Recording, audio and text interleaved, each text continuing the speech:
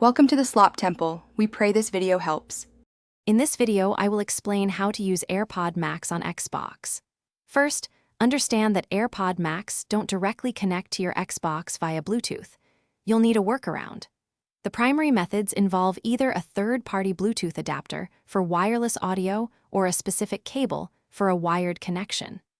Both options offer distinct advantages, and we'll cover them in detail to get you gaming with your premium headphones in no time. Let's dive into the setup.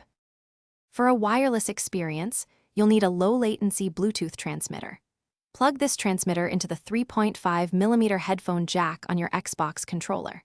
Next, put your AirPod Max into pairing mode and connect them to the transmitter.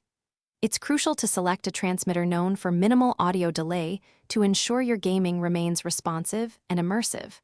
This setup allows you to enjoy untethered audio freedom while playing your favorite titles. If you prefer a reliable, zero-latency connection, a wired setup is your best bet. You'll need an Apple Lightning to 3.5mm audio cable.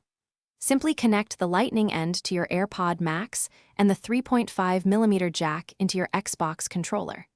This method bypasses any potential Bluetooth lag, providing crystal-clear audio directly to your headphones. It's a straightforward and effective way to enjoy high-quality sound without worrying about battery life on an adapter. Once connected, fine-tune your audio by navigating to your Xbox's sound settings. Adjust the headset volume and the chat mixer to balance game audio and voice communication. If your chosen adapter doesn't support microphone input, consider a separate, inexpensive external microphone for chat.